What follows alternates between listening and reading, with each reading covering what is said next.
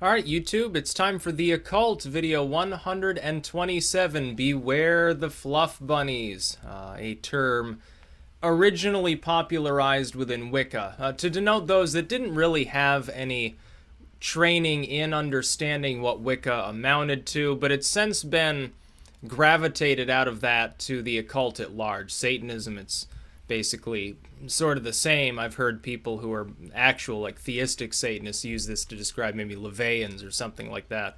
The basic concept has come to be known as essentially somebody who doesn't want to delve into the darker and or more complicated aspects of the occult, and who sort of skims the surface. Somebody who dabbles in it, but not even really just a dabbler. Somebody who's bullshitting about how much they actually understand about the occult, and they don't like to get into the deeper subjects. Like, you'd think someone who, their occult literature is, well, I read, the Book of the Law, or something like that. Okay, well, it's fine, but it's one book. It's sort of like Christians that don't understand their own dogma. They read the Bible, and then usually only one version thereof, and or just parts of it that they happen to be prescribed by their organized religion. They don't even understand the historical context of any segment of Christianity or Judaism or something along those lines.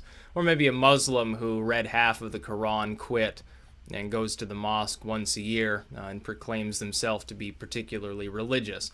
This would be also the case with pagans who have never actually studied, they don't even know what Yggdrasil is or something like that. So it happens.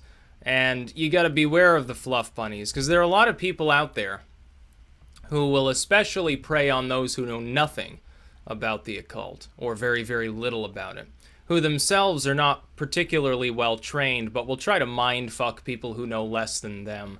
For financial gain. You'd think of like some fucking TV psychic or something like that. For financial purposes. For social purposes, maybe there's looking for a significant other. They're looking for a dating opportunity. Now, that may not be particularly malevolent, depending on their intent, but at the same time, it's not exactly honest.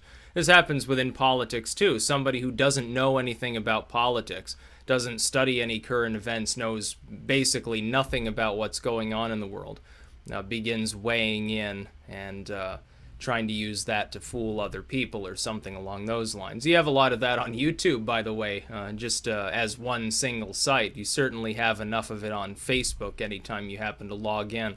You see what other people are saying about anything going on in the world.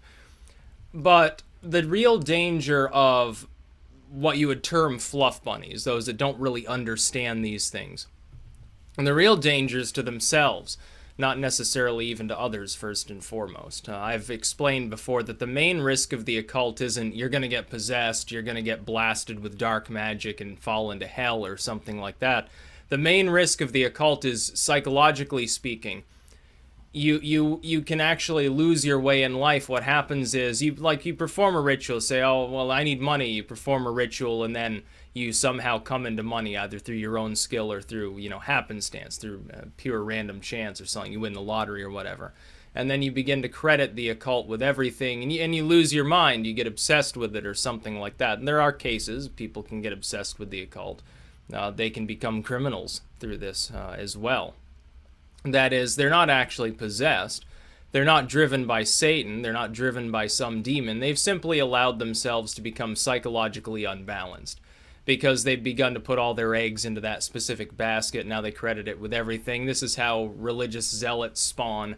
Oh, Jesus, please take this cancer away. Now, maybe it was never cancer to begin with. Oh, I'm healed?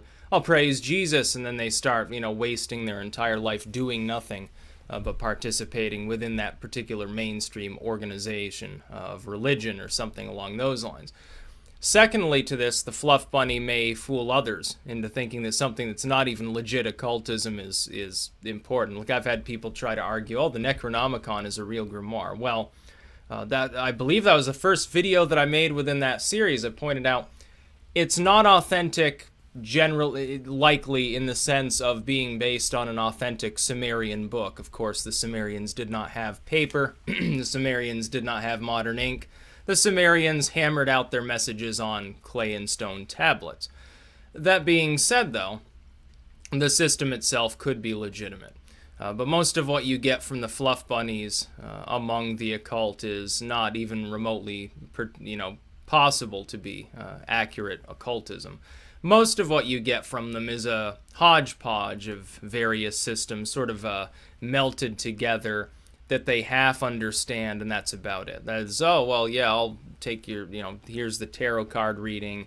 We're going to read from Crowley. Here's the Necronomicon or something like that. And they can get spooky dooky. Now, it can be entertaining, but that doesn't mean it's authentic occultism in any strict sense. They don't understand the deeper tenets of any specific path. They don't understand maybe even the basic tenets of many of them. And in that sense, they're little more than members of any other organized religious group. And they do organize it after a fashion. Typically, it's organized after themselves. These are people who would be cult leaders if they had the skill to be cult leaders, essentially. And that's basically what you're getting with them.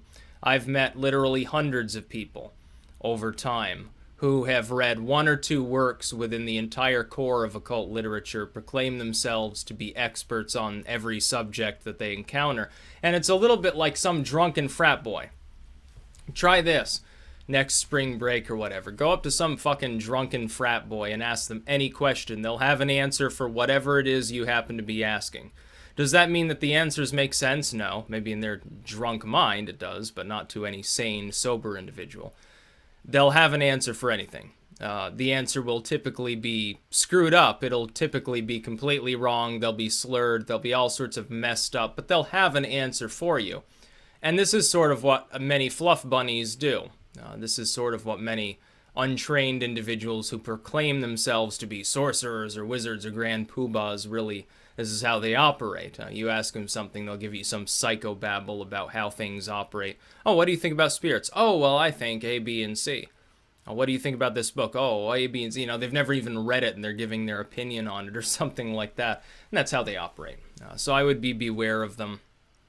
You need to be careful of people who will lead you astray. Now, am I suggesting that people need to focus on finding some one central divine wisdom within the occult, like the divine secret or the grand work? No, I'm not suggesting that. I'm saying if you're interested in understanding the occult, you need to understand the history of the occult. You need to understand the actual core of material there, and at least make an attempt to study a bulk of it. You don't have to study every occult work that's ever been written. You wouldn't have enough time to read them all.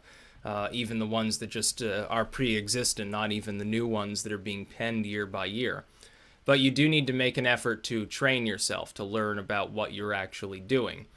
That's not the case with somebody who read the Necronomicon once a decade ago and now pretends that they're some sort of grand sorcerer of Cthulhu or something like that. And this is more often than not what most self-proclaimed occultists fall under. This is the same thing with that spirit cooking crap.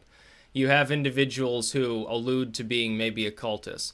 Now, are they seriously claiming that, or is it just basically their idea of a joke and they're actually just a modern artist, like a performance artist? I think the latter. But let's take them at their face value there and assume that this crazy Russian or whatever she is woman doing the spirit cooking actually thinks she's like a Thelemite or something like that.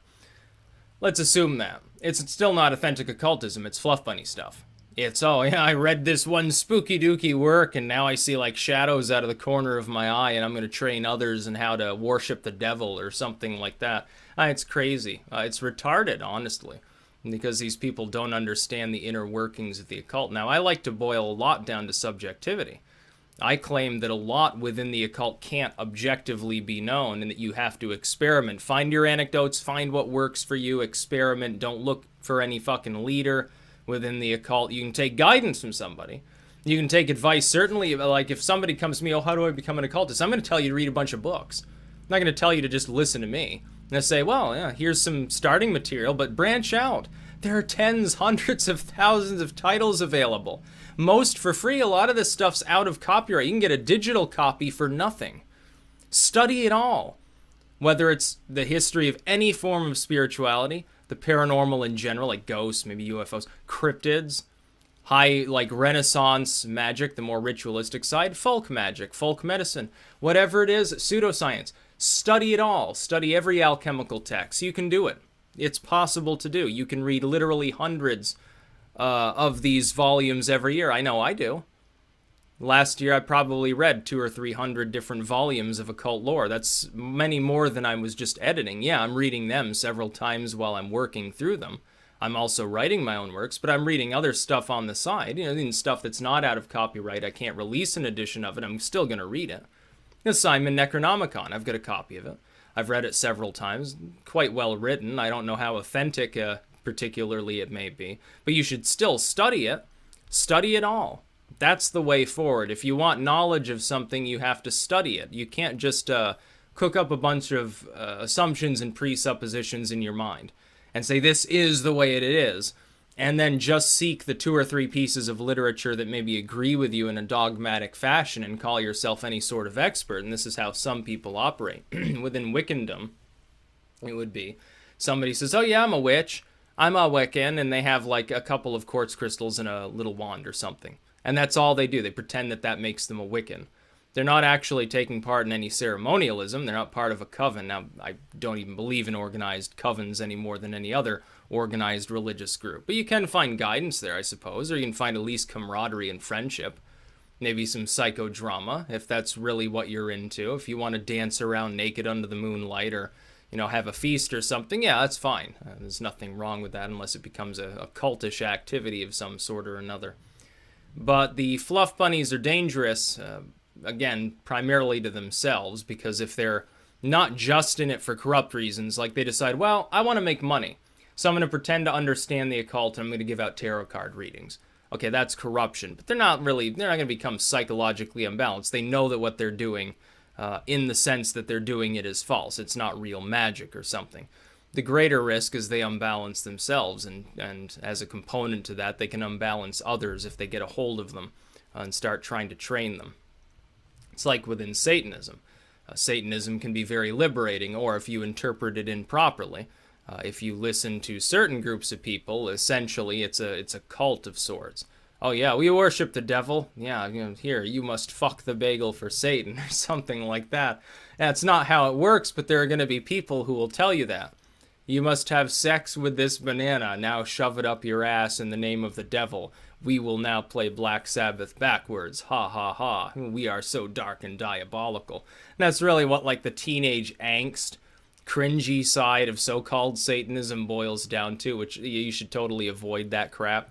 Because that's literally the sort of shit that you'll be doing. Oh, we will now proceed with the unprotected sex orgy. All children shall be aborted. We will make soup. Something like that. And it's Fluff Bunny stuff. It may sound really diabolical and dark. The other side of it's not an avoidance of what's evil or morally wrong. That can be part of it. People who say, oh, well, this magic's too spooky for me. I only want to worship like Jehovah and praise Gabriel and the Archangel Michael or something. Then there's also just the generally untrained side where no matter how dark it is, even if you're performing what you think are real rituals or something, there's no actual mysticism there or anything like that. You're just pretending.